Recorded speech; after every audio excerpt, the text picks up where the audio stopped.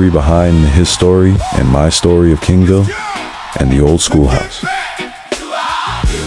They told their stories, but not the whole story. Different perspectives, from voices that lived it, same history. Or is it? I'm sitting here with Dan Morrill. Preserve Mecklenburg's partnered up with Stanley Avengers out of Albemarle, North Carolina.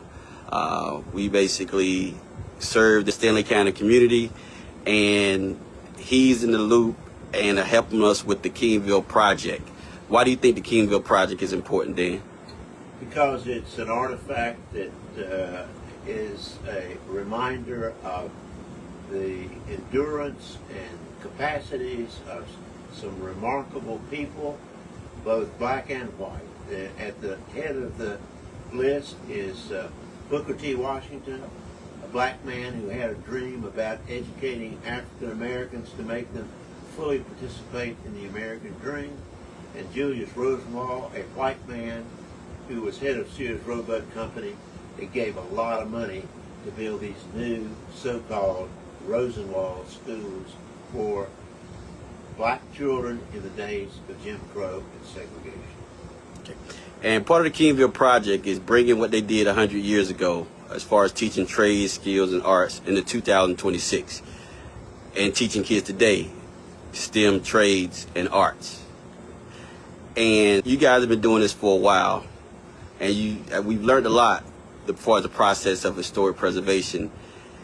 Most people don't even know what those buildings are off Lundex and Washington Lane. Most people call it the old schoolhouse.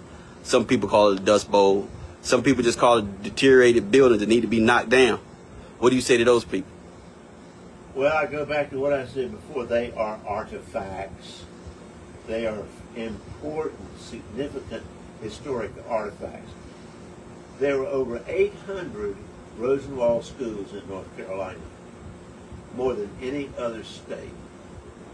Less than 20 of them had teacherages, which were places where young teachers lived while they were teaching in those Rosenwald schools.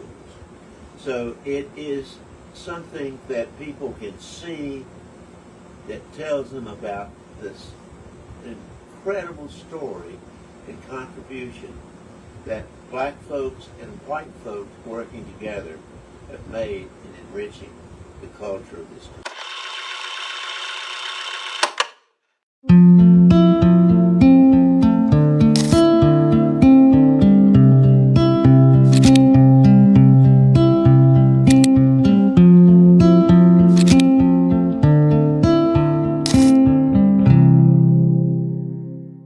All right, how you doing, sir? I'm doing very well today. All right, awesome. So tell us your name, who you are, and what's your role in the Kingville project? My name is Stefan Pinkney. I am an architect. I've been an architect here for many, many years, for well over 20 years with Gant Huberman Architects. Now I'm on my own. And I'm also with now Preserve Mecklenburg Inc., where I do a lot of architectural consulting to the organization. My interest in the project is historic preservation. This is where Preserve Mecklenburg is. And I'm trying to help the Avengers organization to see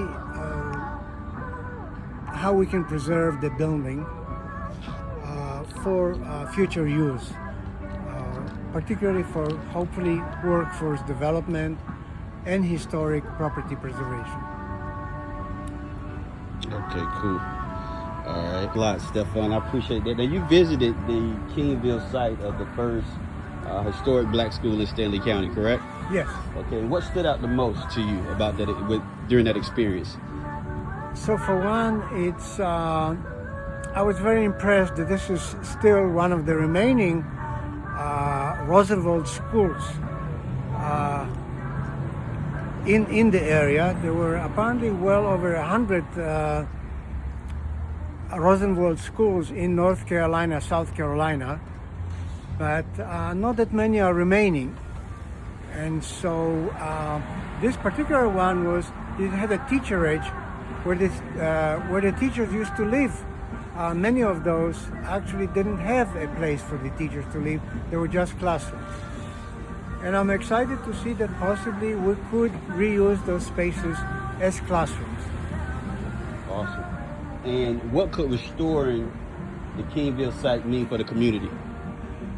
I think that it's very important that the historic facts and artifacts for the community, particularly the Kingville community, are in place that remind of what that community was like, how people made a living over there, what was the education at the time over there. It's very important to keep a thread to the past, because without the past, we really don't have a good future. We don't have a good foundation.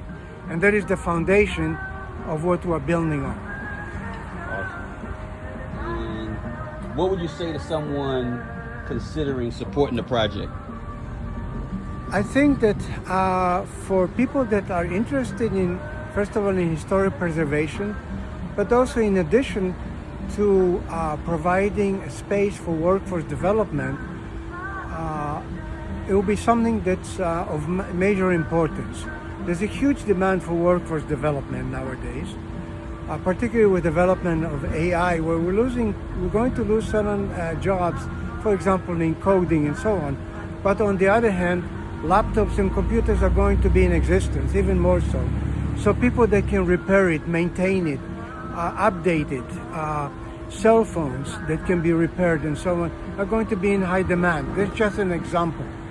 And so that's the practical interest, rather than making a building that's going to be just a museum for when you have to have additional fundraisers to keep it in place, to maintain it and so on. Now there's a practical solution on that, where you're actually providing something practical to community in addition to the historic preservation of the space. Awesome. And one last thing. So what's one sentence? Why should the Kingville site be saved? I think that it's important to have a historic thread to how the community lived post-slavery liberation, and how the community developed post the community liberation, got education, got trades, and survived and learned how to thrive.